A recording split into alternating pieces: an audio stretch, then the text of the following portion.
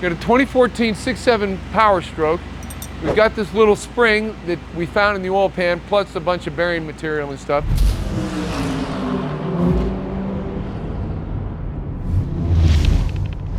We've got the engine tore down. We'll go over there and take a look at it.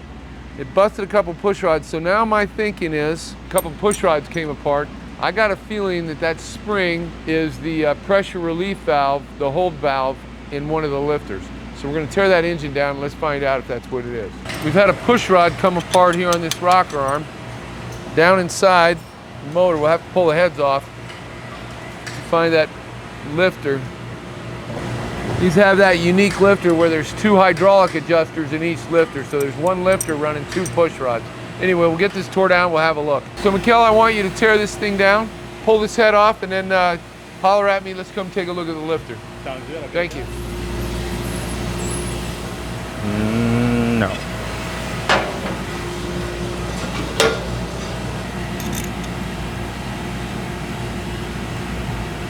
All right. First, we'll take off the rocker assembly.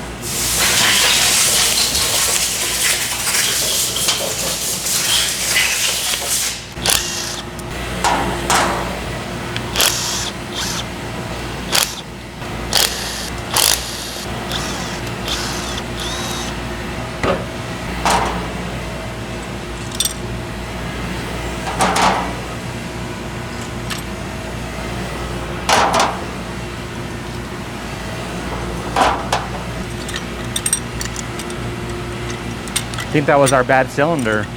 Those rockers are all mixed up in there.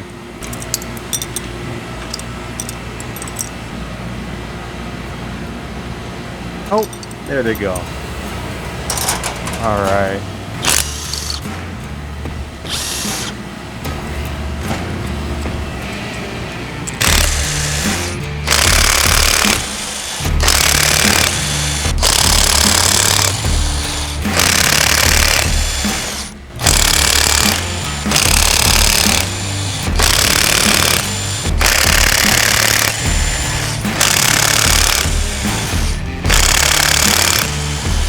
Does Dave want me to take off the head before he gets here? Oh, I guess I'll take those off first.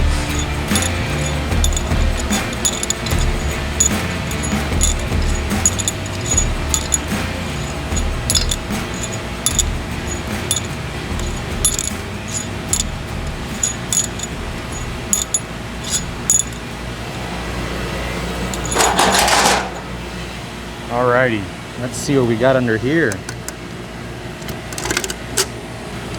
Nothing too insane. Looks like we might have just had a rocker failure. That definitely took some damage. Let's see what else we got. We got a, looks like a lifter, hydraulic lifter hanging in here. Oh no. Yeah, that looks like a failed lifter. So I wonder where the rest of it is. There should be a ball end on that side. My guess is that something happened to that lifter, and now we just gotta find where the rest of it is. Those lifters, this one looks like it's pressed in. It might have gotten seized in like that. That should not be like that. It should look like the one on the right. So I think we might have had a lifter failure seized up maybe. Oh, would you look at that? That was the fastest catch I've ever gotten. They decided to come in two, I guess. Yeah, that spring is probably what they found, the spring that sits in here to push this hydraulic lifter back up. And spring fell out, that ball fell out. I would say that's our failure. So we have to fish for that top piece. Yeah, in that's the oil. that's okay. So that's where the spring goes. Right in the middle. Yeah, the spring. Let's take one of these apart.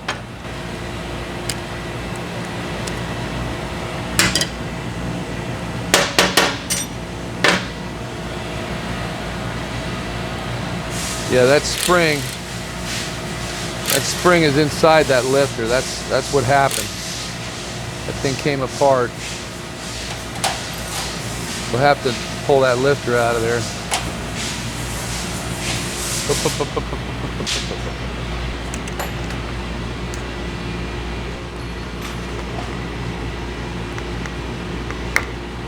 That's what that wire is. This, I think, that wire looking thing, I think is this top seal ring on top of this lifter that I'm trying to cut off. I'm thinking that's what the wire is. I'm sure the spring's on the inside of this thing. If I could just get it to, and that's definitely the ring. Hey, give me a pocket screwdriver. Most important tool a man can have.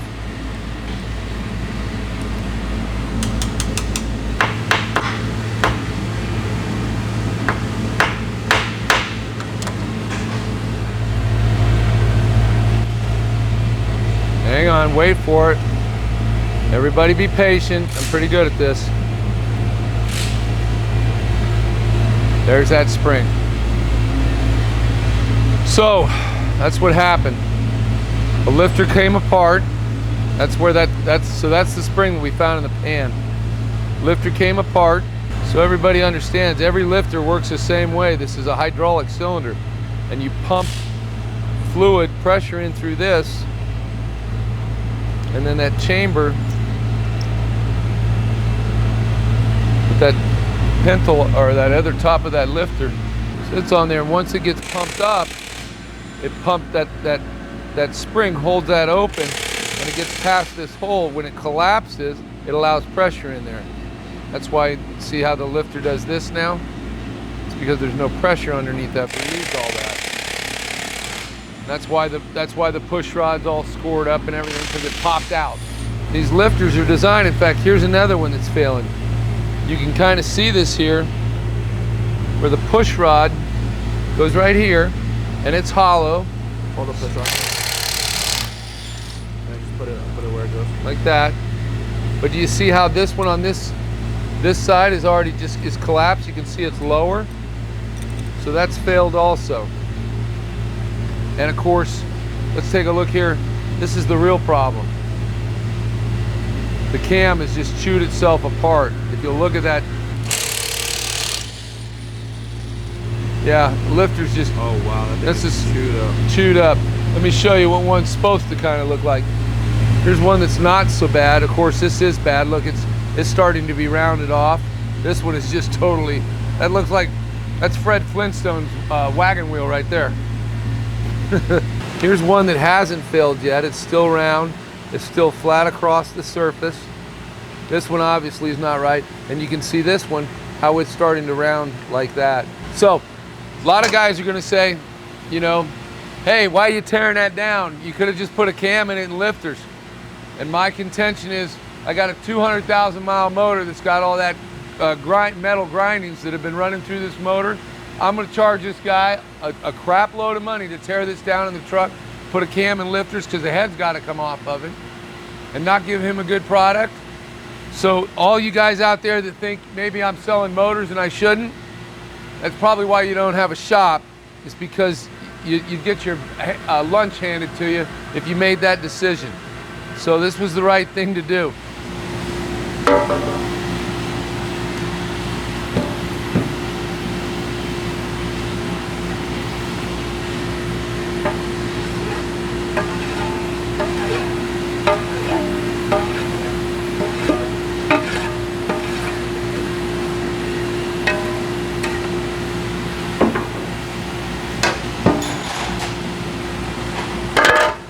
Clean magnet, dirty magnet. That's all metal filings. That's all that is.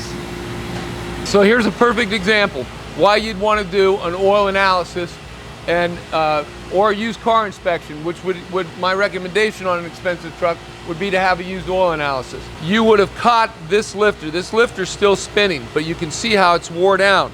It's not like a new one.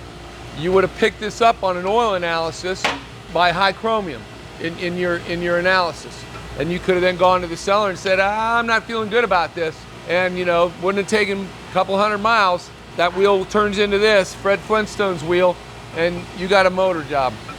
So it sometimes pays to delay, you know, you writing a big check, and be a little cautious. You can go on my my website, click on the link, and we've got the oil analysis sample kit. Takes less than a week to get the turnaround. And I also got a great used car buyer's guide on there for you. And if you purchase those items now, that enters you in our giveaway for our Jeep Gladiator that's like Whoa, it's so nice. Here's a cam lobe that's starting to deteriorate. You would pick this up on an oil analysis. Here's one that's totally wiped out. Roll it over a little bit. Here's another one that's starting to get wiped out. You can see how this is all chewed up here. Look at this one here. That is not supposed to look like that. It's supposed to be flat straight across, but the whole cam is coming apart. These are our connecting rod bearings. You can see this one was starting to spin. See right in here, see that where that bearing started to spin, very likely causing our rod knock. We also have some main bearing failure. Definitely have some wear. These ones did not slip. We do have a couple that did. So these ones started to spin really nasty, just eating up. You can see, like, I mean, that one is really bad. You can see the lip, like that was, some of them have like a little divot that helps keep them in place inside the rods or inside the mains. These do not. Yeah. But yeah, essentially that just starts to slip and that lip starts tearing into everything else. That metal is now in the engine, destroying everything else too. Yeah, so these are our two worst. You maybe can't see it crazy well, but you can feel it. Like, you can feel the grooves. And then if you look at these outer ones, the other ones did not spin, way smoother. Like, they feel night and day. Really, that's crazy. Good.